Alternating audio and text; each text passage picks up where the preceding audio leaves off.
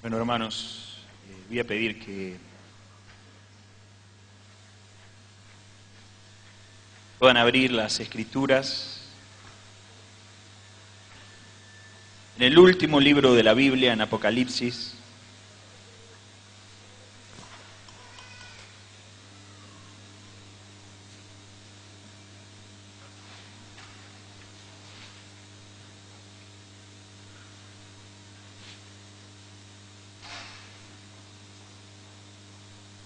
Apocalipsis capítulo 3.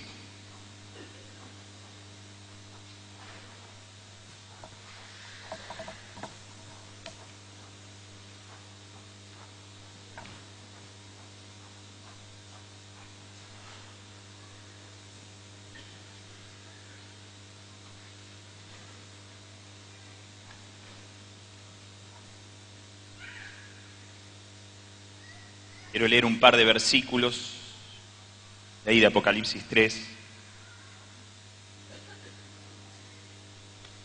Ustedes saben, algunos saben, estos últimos años me he tenido que encontrar con muchos apartados. He podido volver a hablarles. Tal vez es una experiencia común también con muchos de ustedes, pero a mí me ha pasado. Y uno ve muchas razones por las cuales algunos que militaron esta fe que tenemos en común, pues aflojaron y terminaron volviendo a su vida anterior. Hay muchas razones, yo les decía.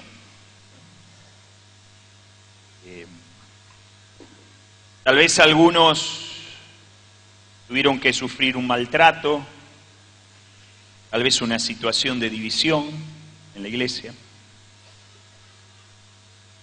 Tal vez de otros podemos decir que nunca tuvieron una experiencia real de conversión, aunque estuvieron entre nosotros, puede ser. Pero yo quiero hablar de otra clase de personas. Yo estaba ahí con esto en el corazón y creo que fue el Señor, mi atención fue dirigida a lo que el Señor le dice a las 7 iglesias del Apocalipsis. No a todas, mi atención se centró en 2 iglesias. En 2 ciudades de Asia Menor, a las cuales el Señor les da una palabra ahí en Apocalipsis capítulos 2 y 3. La primera está ahí, en Apocalipsis capítulo 3. Así dice: escribe al ángel de la iglesia en Sardis, el que tiene los 7 espíritus de Dios y las 7 estrellas, dice esto: yo conozco tus obras, que tienes nombre de que vives y estás muerto. Sé vigilante y afirma las otras cosas que están para morir, porque no he hallado tus obras perfectas delante de Dios. Un cristiano de Sardis, cosa terrible esta. Alguien que tiene apariencia de que vive, pero interiormente está muerto. Hay algunas cosas con vida, porque le dice que sea vigilante y que trate de afirmar algunas cosas que están por morir. Algo de vida aparentemente todavía hay. Pero está el serio riesgo de que la muerte sea total. Y yo pensé en esto, en alguien que tiene vida y la pierde, que solo le queda una apariencia de vida exterior. Y también venía otra vez tras vez, sobre mí esto de los apartados. Y me hizo una pregunta. La pregunta es esta. ¿Por qué un cristiano lleno del Señor se convierte en un cristiano de Sardis? ¿Por qué? Lo que voy a tratar de contestar es por qué. No es de la noche a la mañana. No estoy hoy con una experiencia espiritual enorme, con una frescura en el espíritu y mañana estoy... No es así nuestra vida. Hay un proceso. Y si no miramos ese proceso, el enemigo va a tomar ventaja sobre nuestras vidas. Así que después recordé alguna palabra de muchos años atrás, recordé algunas cosas que Dios me había mostrado y finalmente aterricé en Apocalipsis capítulo 2, pasaje más conocido, el que leímos recién. Es el mensaje a la iglesia de Éfeso. Dice así: yo conozco tus obras y tu arduo trabajo y paciencia, y que no puedes soportar a los malos, y has probado a los que se dicen ser apóstoles y no lo son, y los has hallado mentirosos. Se ve que ahí ya había varios que se decían ser apóstoles y no lo eran. Y estos cristianos de Éfeso los hallan mentirosos. Y has sufrido, y has tenido paciencia, y has trabajado arduamente por amor de mi nombre, y no has desmayado. La verdad que yo leo esto y digo, esta es una iglesia para recomendar, ¿no? Pero el Señor le dice, pero tengo contra ti, que has dejado tu primer amor. Recuerda, por tanto, de dónde has caído, y arrepiéntete, y haz las primeras obras. Pues si no, vendré pronto a ti y quitaré tu candelero de su lugar, si no te hubieres arrepentido. Y entendí esto. Hoy voy a hablar un poco de medicina. ¿Qué les parece? Se me fue Claudio atrás, él sabe mucho más que yo, así que él me podía dar letra, pero no está. Bueno, pero por ahí la veo Ariana, así que algunos me van a poder auxiliar un poco, las barbaridades que yo diga desde acá.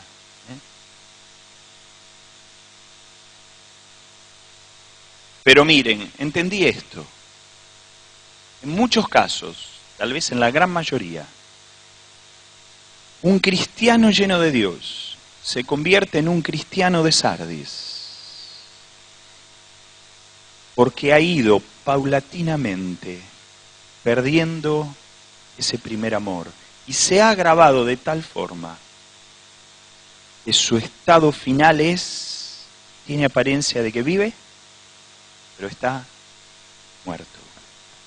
Es una enfermedad la pérdida del primer amor, es una patología. ¿Qué es perder el primer amor? Yo quiero hablar un poquito de esto y de algo más específicamente que voy a decir en unos minutos. Pero ¿qué es perder el primer amor?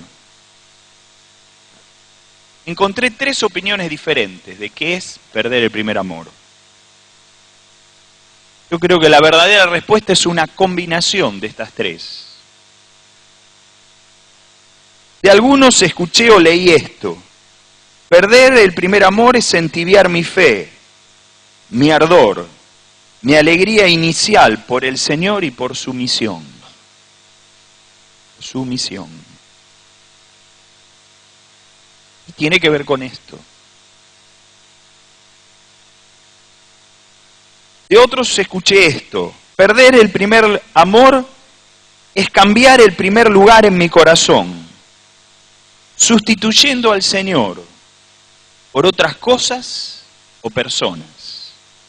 Novio o novia, esposo o esposa, trabajo, deporte, proyecto de vida. Ya el Señor no ocupa el primer lugar, el primer amor, la primera atención, la primera consagración, la primera dedicación. Ya no. Lo comparto y hay algunas cosas que están antes. He perdido el primer amor. Una tercera cosa que escuché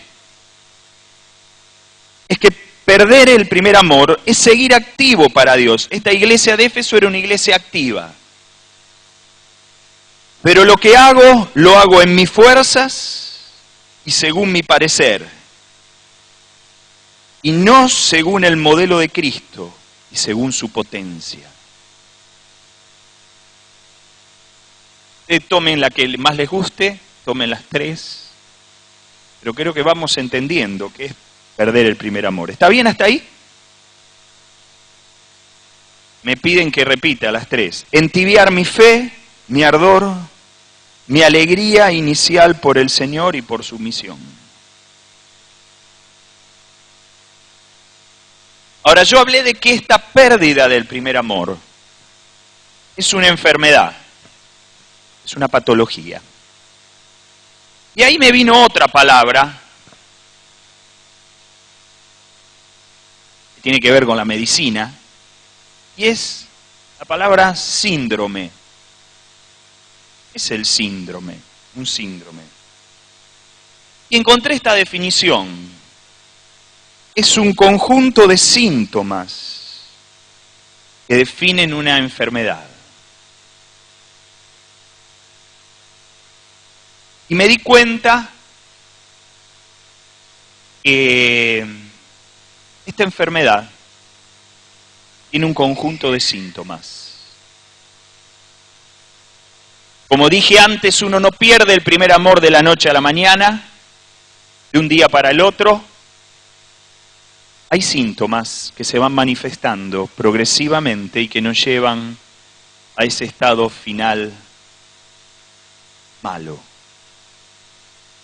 Y quiero mostrarles 5 síntomas de alguien que está enfermo, que padece esta enfermedad. Puede haber más, alguno puede decir, yo encontré otro, puede ser. Pero déjenme que le diga estos 5. Pero quiero hacer una aclaración. Un síntoma no habla de enfermedad. ¿Está bien? ¿Está bien lo que estoy diciendo? 2 síntomas no hablan de enfermedad. Cuando los síntomas se agregan, se suman, uno ya empieza a pensar de, estoy enfermo. ¿Por qué digo esto? Porque a medida que vayamos hablando, tal vez alguno vea, yo hablaba de esto con un hermano esta semana, y me dice, el primer síntoma yo lo tengo, ¿qué tengo que hacer? Estoy enfermo. No, no está enfermo. Da el primer síntoma, hay un síntoma ahí. Pero cuando estos se suman, uno ya empieza a pensar que hay algo ahí que tiene que ser tratado por el médico. Otra cosa que quiero decir es que los síntomas de una enfermedad no es algo lindo. Fiebre, dolores, trastornos funcionales.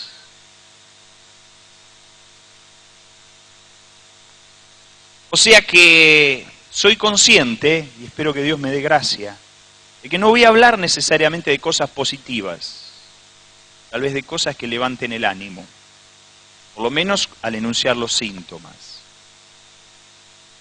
Pero creo que son necesarios verlos, porque nos van a mostrar dónde estoy parado. Si no hay nada, no hay problema, seguimos bien. Si hay algo, bueno, después vamos a ver al final algunas cuestiones prácticas para la cura de este mal.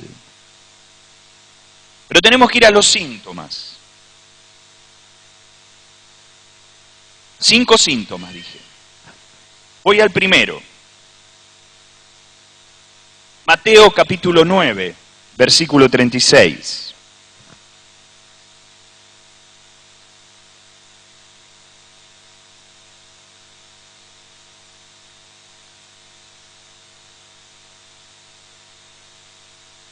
Este versículo nos muestra dónde estaba el corazón y la vista, el mirar de Jesús. ¿Cuál era el corazón de Jesús? ¿Qué era lo que miraba cuando veía a la gente?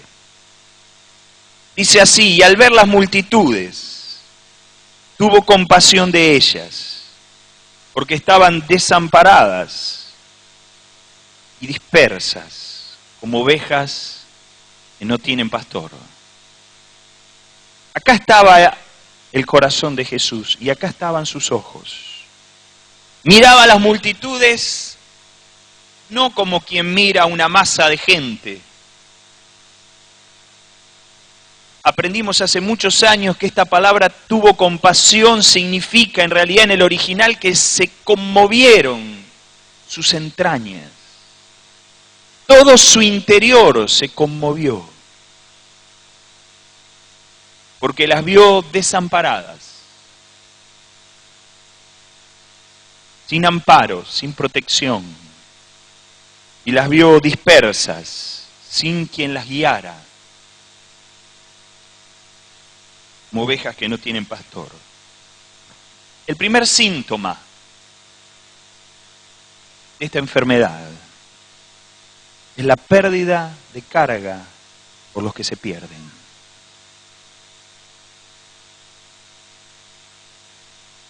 Estamos a full dentro de la iglesia. Tal vez mucha relación, pero acá en el corazón hay algo que se apagó. No veo a los que están cerca como posibles discípulos. Tal vez tengamos mucha vida social en la iglesia, mucho hacia adentro.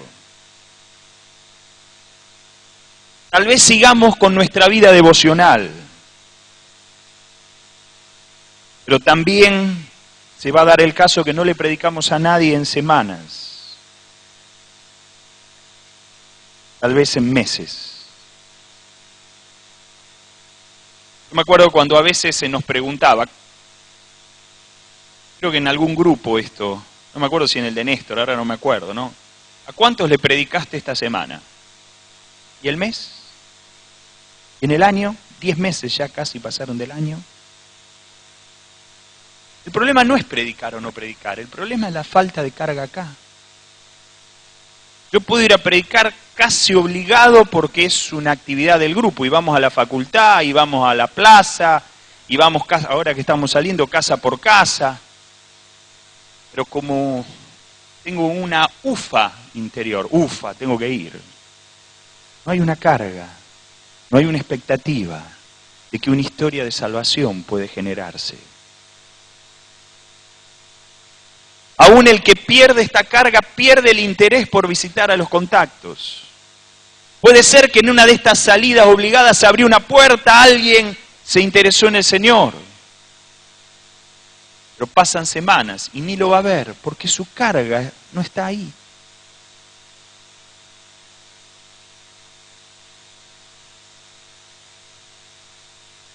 El que ha perdido esta carga también, aunque a veces se le abren oportunidades, se le abren puertas. Como decimos los que nos gusta el fútbol, el Señor nos las deja picando para que hablemos del Señor, miramos para otro lado. Esta semana me pasó algo que me causó gracia, pero fue una oportunidad para hablar del Señor. Yo siempre he tenido problemas en la vista, pero me doy cuenta que ahora empiezo a tener problemas en los oídos también, ¿no? Entonces ahí fui a retirar, había dejado el auto para que me lo lavaran, y lo fui a retirar, y cuando el muchacho me da la llave, escucho que me dice, que Dios lo bendiga. Y yo pensé, este es un hermano. Y muy enfáticamente le dije, ¿por qué me decís que Dios me bendiga? Él me dijo, no, señor, yo le dije que tenga un buen día. Se ve que ya Pero fue una buena oportunidad, porque terminamos hablando del Señor, lo tengo que ir a ver, tenemos que ir a tomar un café. Yo digo, a veces pasan esas cosas, ¿no? Después me causó gracia, yo dije, bueno, voy a tener que ir a un médico, esto está mal. Pero fue muy bueno, no lo provoqué, no era mi intención, tengo que reconocer, no era mi carga en ese momento, pero bueno, el Señor me puso ahí y pudimos hablar del Señor. Y la verdad que hay una carga que tiene que ir en aumento en nosotros. Jesús es nuestro modelo. Tenemos que anhelar tener el corazón de Cristo en todo tiempo. ¿Amén? ¿Amén? Esta es la primera. No se ve mucho. Es el primer síntoma. Cuando yo digo esto, estoy seguro que tu discipulador no se dio cuenta si este síntoma está. El líder del grupo familiar no se dio cuenta. En algunos que están casados, la esposa no se dio cuenta, pero está. Está. Y es un síntoma, no es enfermedad, solo un síntoma. ¿Está bien? ¿Está bien lo que digo? Pero ahí se manifiesta con el tiempo el segundo síntoma. Miren lo que dice para introducir este segundo síntoma. Quiero leer 1 Tesalonicenses 5, versículo 16.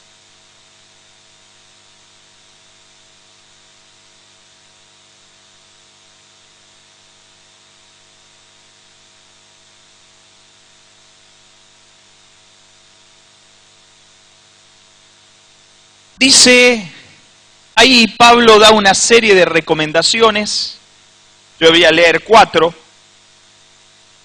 Dice, estad siempre gozosos. Después que dice, orad sin cesar.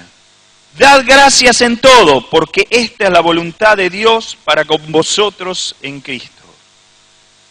La cuarta cosa que dice es, no apaguéis el espíritu. El segundo síntoma tiene que ver con nuestra vida de oración. Cuando hay vida de oración, vamos a estar siempre gozosos, vamos a dar gracias en todo, no se va a apagar el espíritu y vamos a estar, no me olvidé, la salteé, pero no me olvidé, orando sin cesar. El segundo síntoma es un empobrecimiento en nuestra vida de oración. Este es el segundo síntoma.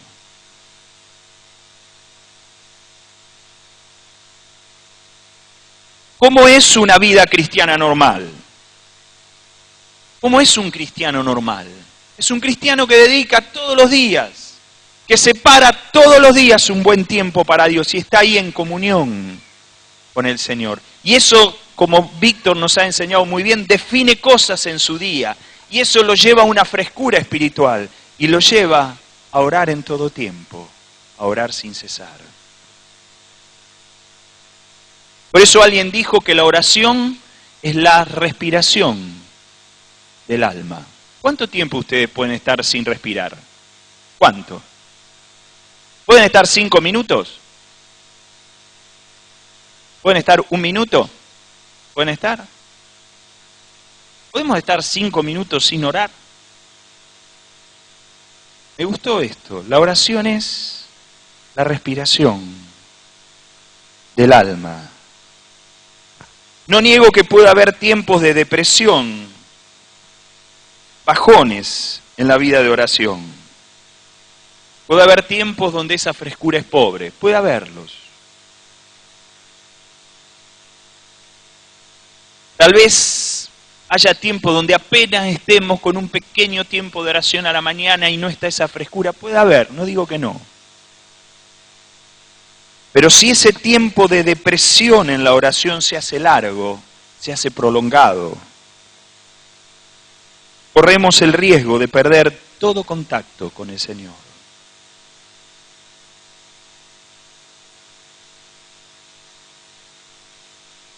decimos que amamos al Señor. Creo que lo decimos con fe, con conciencia de lo que decimos. Pero el amor se mantiene en un íntimo e intenso contacto con la persona amada. Así es en el matrimonio.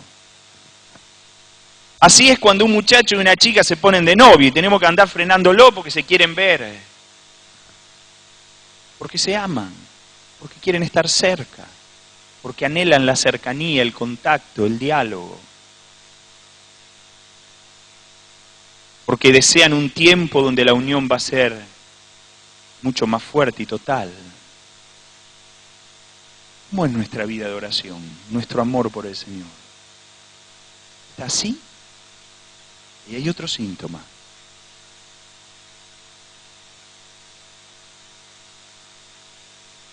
La guía espiritual para nuestras vidas es eficiente y es fructífera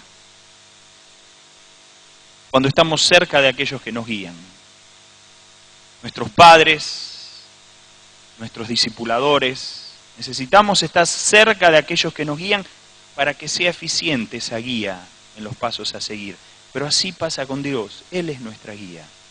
Si estamos lejos, si nuestra oración es pobre, su voz es poco escuchada, nuestra vida se desorienta. No hay guía.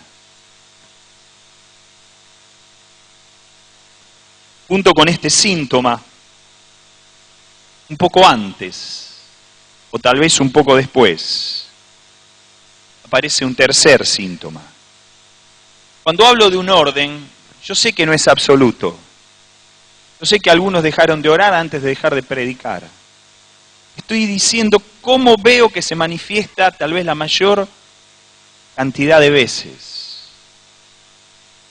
Repaso, el primero es pérdida, falta de carga o pérdida de carga por los perdidos. Y eso nos lleva a estas dos. Una, que comenté recién, la segunda es la pobre vida de oración. Y acá se manifiesta más o menos al mismo tiempo la tercera. Y el tercer síntoma es el desgano por el contacto con la palabra de Dios.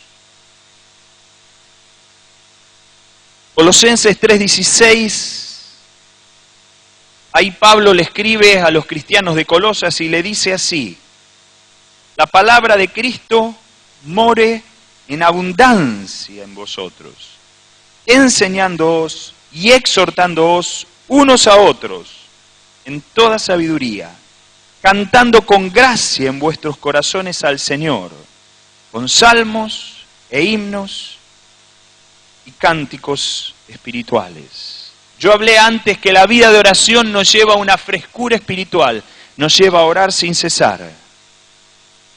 Esta frescura espiritual también se manifiesta en un amor por la palabra de Dios.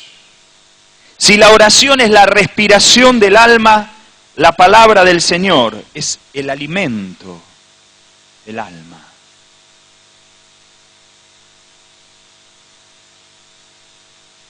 Tenemos que tener cuidado con los ayunos de la palabra de Dios. Aquel que no se alimenta espiritualmente con la palabra, corre el peligro serio de enfermarse, hoy estoy con las enfermedades, de una anorexia espiritual. ¿Qué es la anorexia?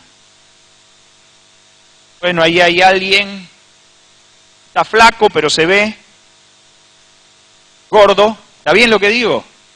Entonces tiene que hacer dieta y deja de comer y deja, porque quiere estar flaco, cada vez está más flaco y cada vez más, anorexia, terrible. Pero esto con alguna diferencia se puede manifestar en lo espiritual. No es exactamente igual, pero algo de esto hay. Porque en la anorexia, permítame definirlo así, esto es un vuelo mío, pero la anorexia espiritual En la anorexia espiritual hay alguien que se cree que está muy gordo. No está gordo, está flaco. ¿Me siguen lo que estoy diciendo?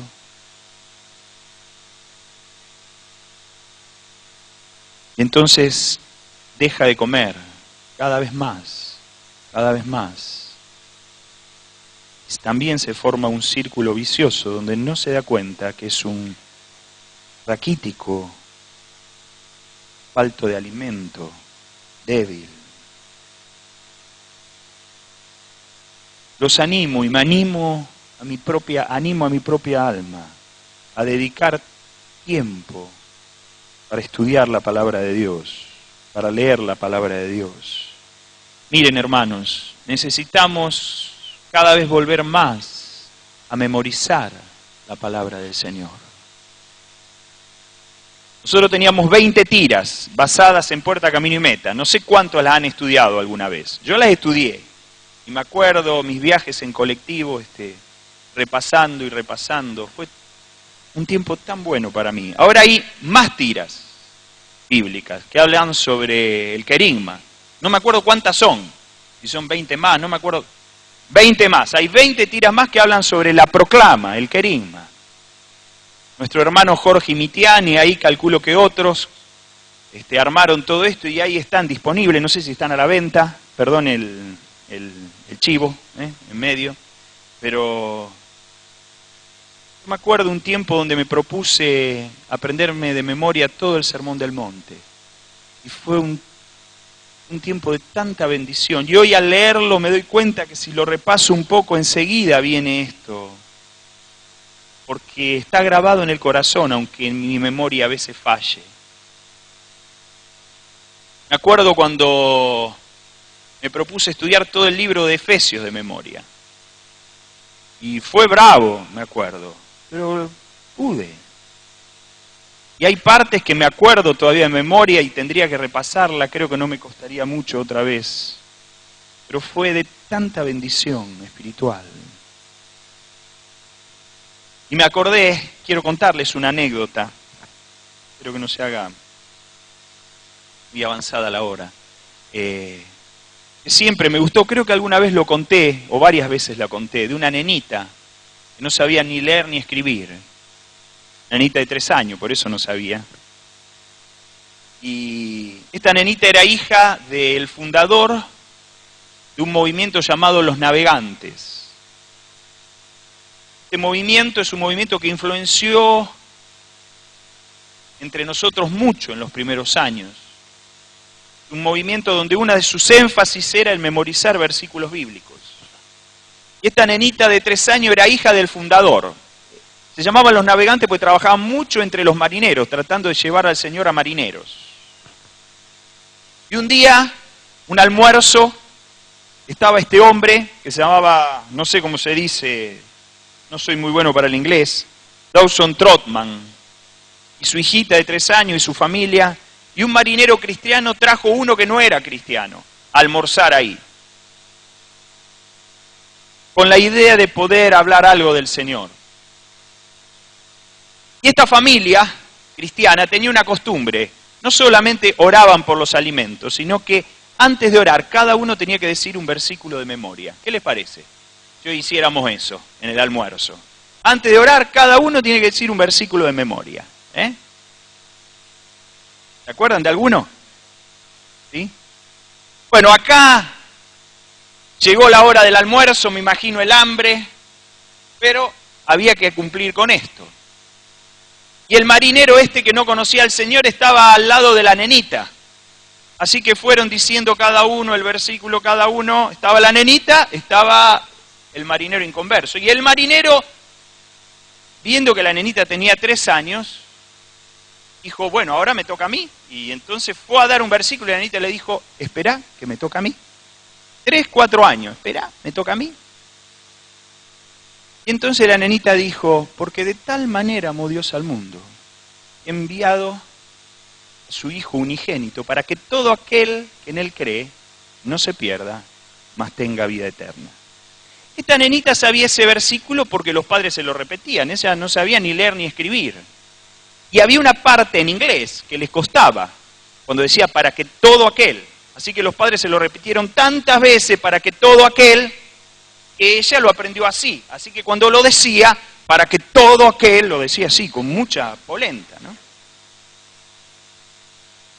Cuando terminó de decir ese versículo, el marinero dijo, no voy a decir nada. Siguió. Al otro día, en la oficina de este hombre, el papá de la nena, apareció el marinero, que no conocía al Señor.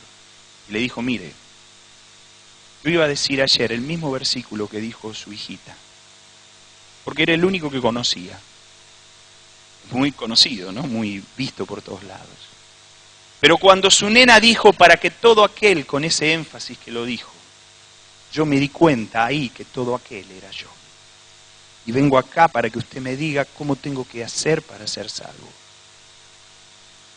Ese marinero al otro día se embarcó y su barco se hundió en alta mar. Hubo pocos sobrevivientes. Él murió en alta mar.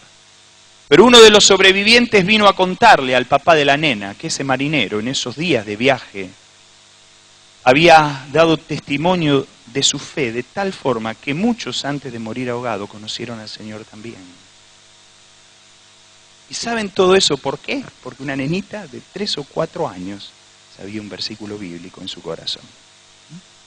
Acá está el valor, hermanos, de conocer e invertir, sellar nuestro corazón con la eterna palabra del Señor. Amén. Algunos dicen, no, yo no estoy leyendo mucha escritura porque estoy leyendo unos libros que son tremendos. No, pará. ¿Querés leer? Hay buenos libros. Habría que ver. Hay de todo. Pero hay buenos libros. Pero miren, el mejor libro cristiano que ustedes encuentren, el mejor, tiene muchísimo de la palabra de Dios, pero siempre tiene algún condimento que tiene que ver con el autor del libro. Pero cuando uno lee las Escrituras, es 100% palabra del Señor. 100%, sin desperdicios, porque el autor es el que vive adentro nuestro. Amén. Dice acá el pasaje de Colosenses que leímos, que desde esta abundancia en nuestro corazón de la palabra de Dios, de ahí va a salir la enseñanza, va a salir la exhortación. ¿Qué es exhortar? Me gustó una definición que leí. Exhortar es animar con palabras. Casi parece las arengas de guerra. Es animar con palabras. Eso es exhortar. Y miren, hermanos, el animar con palabras nace de la abundancia de la palabra de Dios, no de libros de autoayuda. No de libros de autoayuda. Hoy tenemos que tener cuidado hablando de libros, porque en la iglesia se inunda de libros que intoxican, aunque hablen de no intoxicar. ¿Ustedes me entienden lo que quiero decir?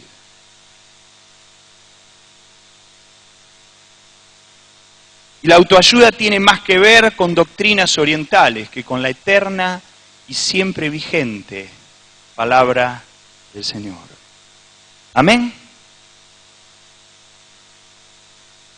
Y quiero decir algo más. La abundancia de la palabra del Señor en nuestros corazones es la base del verdadero culto al Señor. El primer coro que hoy cantamos es un coro que hacía mucho que no cantábamos, pero está basado en el libro de Daniel. Él es el que muda los tiempos, Él es el que cambia las edades. Es una oración de Daniel. Gracias a Dios tenemos hermanos como Asaf, que componen mucha letra que tiene que ver con la palabra del Señor. A mí me gusta, aunque es música un poco más antigua, me gusta escuchar mucho de un conjunto que se llama Peregrinos y Extranjeros, porque cantan literalmente mucho la palabra del Señor. Porque hermanos, no hay mejor manera de grabar la palabra de Dios en nuestros corazones que cantándola. ¿No es así? John Wesley decía, la visión del metodismo se ha impregnado en nuestros corazones a través de cantar nuestra visión. Hay algunos coros que por ahí parece que no los cantamos más, que los tendríamos que volver a cantar. La mayoría le puso música a Jorge, pero que hablan de nuestra visión. que tendrían que ser la base también de nuestro culto al Señor. Amén. Bueno, pero hablé de las primeras tres. Tengo que ir a la cuarta y a la quinta para que no se haga muy tarde. Los dos últimos síntomas se manifiestan en dos fases. Son los mismos dos, pero hay dos fases. En la primera fase ya hay una frialdad espiritual. Ya es alguien que ni hablar de carga por los perdidos. Su oración es pobre, su lectura de la palabra está ahí, cuando se acuerda, cuando alguien le trae un versículo, para Navidad, para Pascua. Está ahí.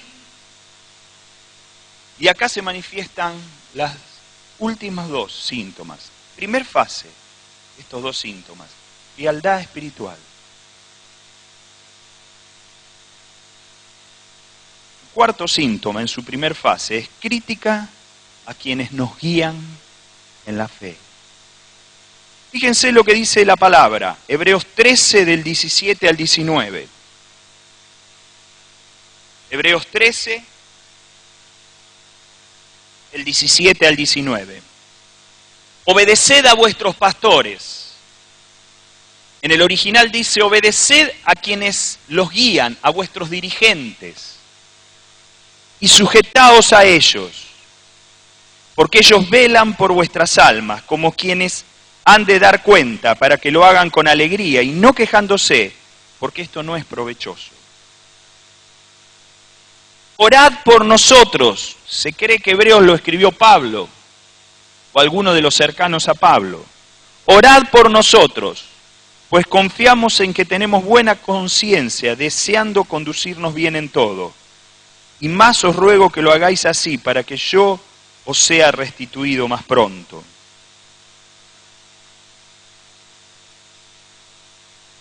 Este cuarto síntoma en medio de frialdad espiritual es la crítica a quienes nos guían en la fe.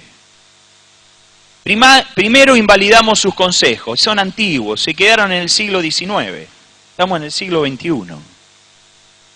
Invalidamos sus consejos. Luego también atacamos su actuación, lo que hacen. A veces, en nuestra argumentación, hay una escondida, solapada relativización de las Escrituras. Hay acusaciones de que son muy estructurados, son legalistas. No estoy diciendo que a todo tenemos que decir que sí. A ver si me entienden. No estoy diciendo que no podemos hablar porque algo no nos parece que es como nos dicen que es quienes están sobre mi vida. No estoy diciendo eso. Cuando Pablo va a Berea, dice que ahí los que estaban en Berea escudriñaban todos los días las Escrituras para ver si lo que el apóstol Pablo les decía era así. Y el escritor de hecho dice que estos de Berea eran nobles porque hacían eso.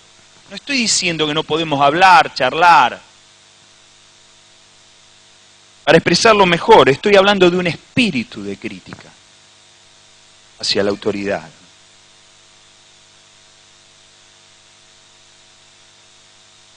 Primero son víctimas nuestras relaciones directas. Los padres, los discipuladores, pero luego también son desestimados los líderes, los pastores y hasta ministerios apostólicos. Tenemos que tener cuidado. Este espíritu no está en nosotros. Y cuando se manifiesta este, también se manifiesta la quinta. ¿Cuál es la quinta o el quinto síntoma? La falta de ganas de tener comunión. No digo que no tiene comunión, tiene falta de ganas, es gano. Dice el escritor de Hebreos, Hebreos 10, 23. Mantengamos firme, sin fluctuar, la profesión de nuestra esperanza, porque fiel es el que prometió. Mantengamos firme nuestra fe, dice, y considerémonos unos a otros para estimularnos al amor y a las buenas obras. Que haya un ministerio unos a otros. una estimulación a amarnos y a servirnos unos a otros. Y dice el versículo 25, no dejando de congregarnos, como algunos tienen por costumbre, sino exhortándoos, y tanto más cuando veis que aquel día se acerca. Acá ya se llega a un estado de preocupación. ¿Se prefiere dormir o mirar TV antes que venir a la reunión general o a los encuentros de los grupos familiares? Y cuando me reúno, llego tarde. Trato de irme ni bien termine la reunión. Ahora, yo sé que hay situaciones. Hay situaciones de enfermedad. Sé que hay situaciones donde hay una hermana con el marido inconverso y sí, acá termina y tiene que ir, lo está esperando. No estoy hablando de eso. No estoy hablando de excepciones. Estoy hablando de aquello que me lleva a escapar de estar con los hermanos. A irme lo más rápido posible, a no tener mucho contacto. Estoy acá, canto, escucho lo que se está hablando, pero después no quiero estar mucho. Hay algo en el corazón que no está bien. Cuando se trata de paseos, vacaciones, reunirse para cenar, prefiero a los familiares, prefiero a los compañeros de trabajo. No quiero estar con los hermanos. Y cuando estoy, mis temas de conversación son triviales. Clima, fútbol, política. Y me tenso cuando el tema es Cristo y su reino. Y me incomoda y quiero huir. Y me aíslo, aún en la propia reunión. Este es el quinto síntoma. Cuando el cuarto y el quinto se manifiestan en su primera fase, ya la cuestión es grave. Y ya entramos derechitos de cabeza al final. ¿Cuál es el final? El cristiano de Sardis tiene apariencia de que vive, pero está muerto. Hay una relativización abierta y desobediencia a la palabra. Ya no es solamente crítica al consejo, a los pastores que saben, no. Ya hay que ver si hay que tomar al pie de la letra todo lo que la Biblia dice. Como alguien dijo hace un tiempo atrás, no sé en qué está hoy, hay que ver si la Biblia está completa. Tal vez hay otras cosas que agregar. La puerta está abierta para la práctica del pecado. Y acá hay casi ausencia en las reuniones. Y seguro, nada de comunión, nada. Ya está ahí. Tiene apariencia de que vive, pero en su interior hay muerte. Tengo que terminar. Les presenté la enfermedad. ¿Ustedes quieren ver la cura? ¿Quieren ver? Bueno, lo primero que quiero decir, y espero no frustrarlos con lo que voy a decir, que no me miren a mí. Yo no soy doctor, no soy médico. No tengo una cura exacta, un proceso exacto, pero sí puedo decirle algunas cosas. Lo primero, y esta es la mayor seguridad, es que el gran médico es Jesucristo. El que puede sanarte de esto es Cristo Jesús. Amén. Esta es la primera cuestión. Es más, si confiaran en alguno de nosotros acá o en alguno de los que están allá, sonamos. Pero Cristo está de nuestro lado. Esta es la primera seguridad que tenemos. Lo segundo que tenemos que tener, por eso no tengo un proceso para la sanidad, pero sí quiero decirle algunas cosas que pueden ayudarles. Lo primero es esto que dije recién. Lo segundo, cuando hablamos de alguna de las cosas que hablamos, uno puede decir, qué mal que estoy, qué desastre que soy, ¿dónde he llegado? ¿Cómo pude caer tan bajo? Y cuando uno tiene esa sensación, y si alguno de ustedes acá tiene esta sensación, quiero que podamos recordar muy resumidamente juntos una palabra que escuchamos acá hace 2 semanas. Y es cómo Jesús restauró a Pedro. ¿Se acuerdan? Pedro lo había traicionado, había caído bajo de lo más bajo de lo más bajo. Pero Jesús primero lo miró, después le envió un mensaje y después hubo un encuentro personal. Y lo que Jesús le estaba diciendo vez tras vez era lo mismo: yo no te desecho, yo no te descarto. Hay una nueva posibilidad de comenzar, hay un nuevo comienzo. Amén. Y acá está lo bueno. Si te sentís frustrado, quiero decirte que el Señor no te desecha. Él comenzó en vos la buena obra y Él la va a perfeccionar hasta el día de Jesucristo. Pero Apocalipsis 2, lo que leímos recién, dice 2 o 3 cosas que me gustaría enumerar, aunque sea enumerar. El versículo 5 de Apocalipsis dice que tenemos que hacer 3 cosas. Acordarnos de dónde hemos caído. Acordate de los primeros tiempos, anhelalos. Me acuerdo aquel tiempo donde estaba tan ardoroso y... Bueno, acordate. Lo primero que dice, el primer paso, acordate y anhelá, desea estar otra vez en medio de esos tiempos. El segundo paso, el Señor le dice a la iglesia de Éfeso, es que se arrepienta.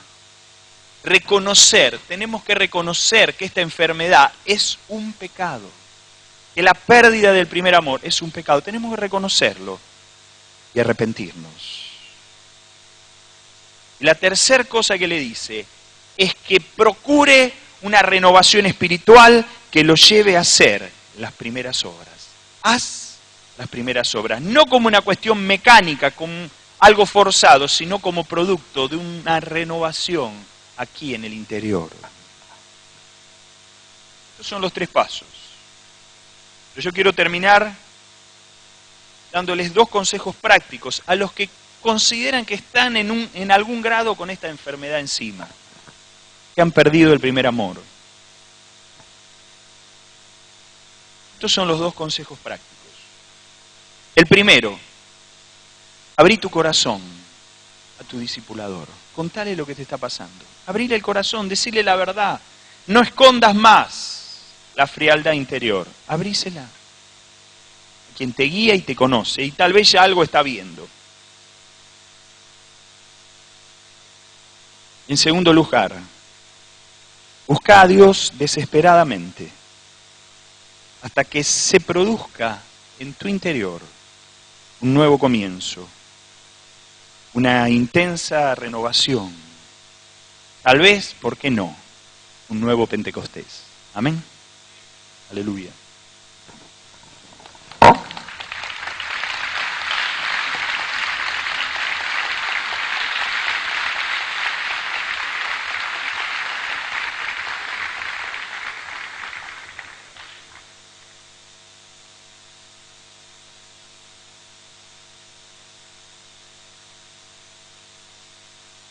¿Cuántos damos gracias a Dios por la palabra?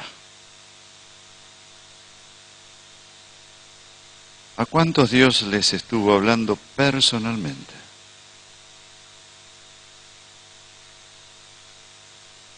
Vamos a ponernos de pie.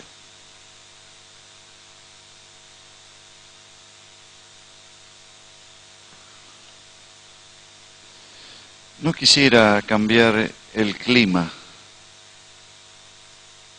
sino que nos vayamos con esta carga.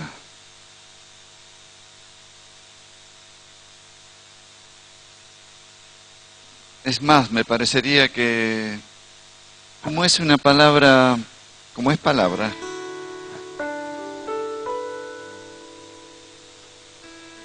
sería bueno repasarla en los grupos, con los discípulos. Amén. En la casa podemos orarla como una carga de oración.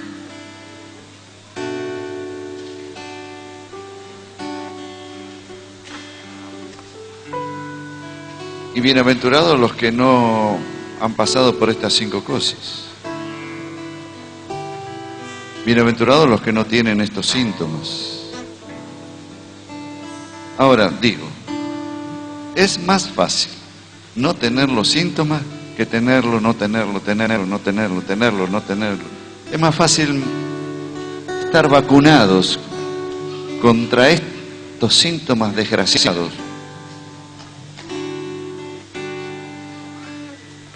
Y él dijo algo que dice la palabra: arrepiéntete. Es la médula. Porque ahora es fácil, ahora, ¿por quién voto ahora? Y te saliste de todo esto. Arrepiéntete.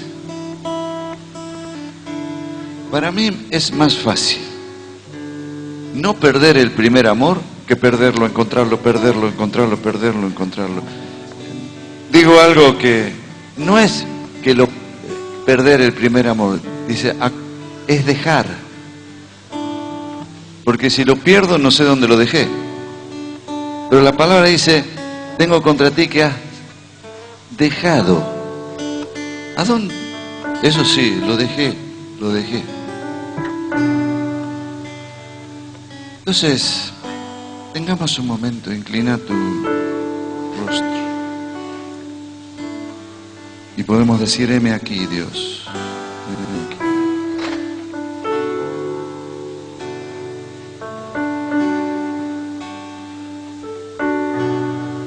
Perdóname. Si quieres usar mis palabras, usa. Perdóname por el pecado de dejar el primer amor. Perdóname, Señor.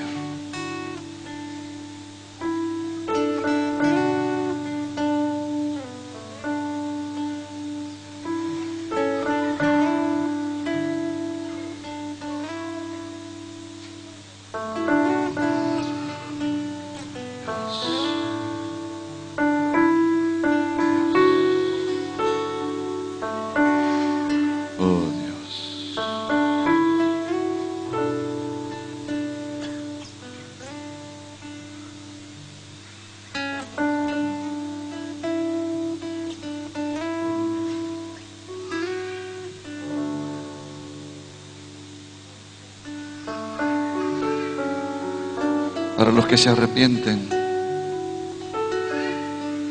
la sangre de Cristo nos limpia de todo pecado.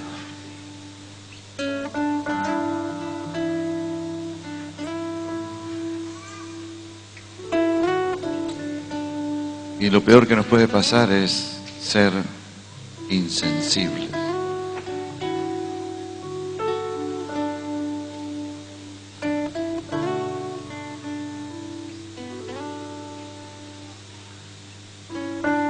Recibimos el perdón y la limpieza. Y en el nombre de Jesús, oramos juntos. Retomamos el primer amor. Vuelvo al primer amor. Volví al primer amor. Volví. Decíselo a alguien que volví al primer amor. Volví al primer amor. Por la fe. Decíselo a alguien por la fe. Lo que cree tu corazón, lo confiesa tu boca. Volví al primer amor. Volví al primer amor. Volví.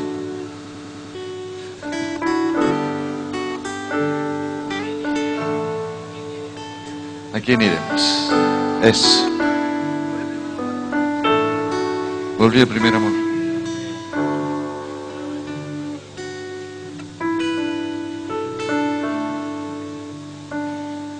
Aquel que tiene apariencia, que tuvo apariencia, que estaba vivo, pero estaba muerto. Hasta hoy fue. Volvemos al primer amor. De todas maneras, charlá esto con tu hermano mayor. Charlar. Para ver, no quiero volver nunca más